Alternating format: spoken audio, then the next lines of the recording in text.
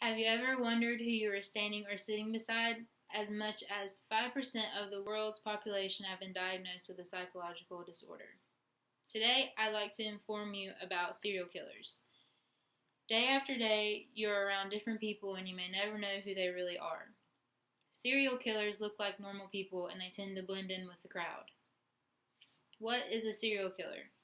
A serial killer is a person who murders 3 or more people, usually in service of abnormal psychological gratifications, with the murder taking place over more than a month and including a break or cooling period between them.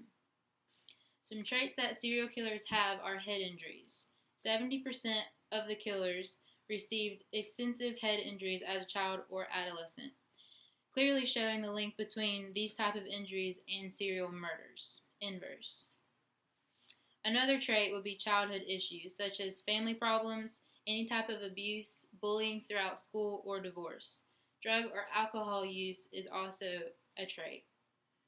They tend to be single white males, very intelligent, have a history of bedwetting as a child, criminal record, or abuse history.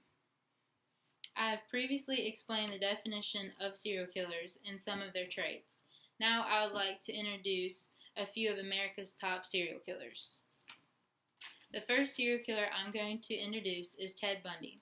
Ted Bundy was an attractive, smart man who had a future in politics, although he became one of America's top killers.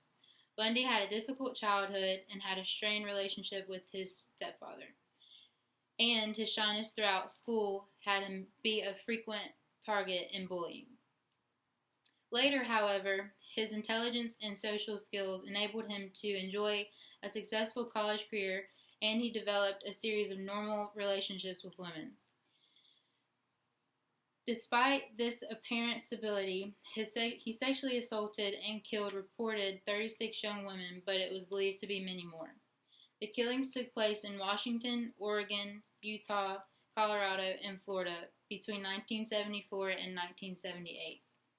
Following a well-publicized trial, he was sentenced to death, this time for the rape and murder of a 12-year-old girl. Bundy was executed in Florida's electric chair at the age of 43 in 1989. John Philip Jenkins.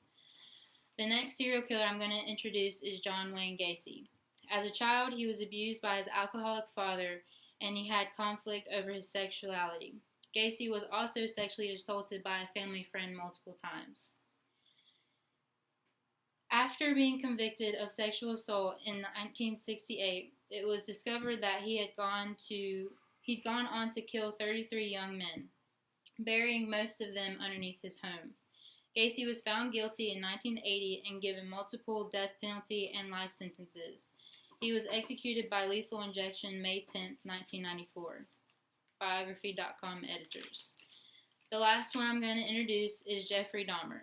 Jeffrey Dahmer was mostly a happy child until the age of 6, and he had a minor surgery to correct a double hernia seemed to affect a change in the boy. He became increasingly insular and lacking in self-confidence. By his early teens, he was disengaged, tense, and largely friendly with people. Dahmer killed his first murder victim, Stephen Hicks, in 1978. He killed 17 men in all, molesting some of them between 1978 and 1991. Once caught, he was sentenced to 15 consecutive life terms in 1992. On November 28, 1994, Dahmer was murdered by a fellow prison inmate, Christopher Scaver. Biography.com editors.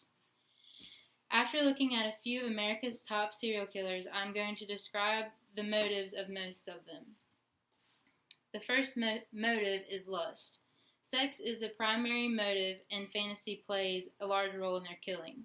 Sexual gratification depends on the amount of torture and mutilation they perform on their victim. They tend to use weapons that require close contact with them. The next one is thrill. The primary goal is to inflict pain and create torture in the victims. The victims are often strangers or someone that the killer will stalk for a long period of time. These killers can go months without committing anything. Comfort. Material gain and extravagant lifestyle are primary motives. The victims are usually close acquaintances or family members. Female serial killers are often this type. In conclusion, I hope I have informed you all about serial killers.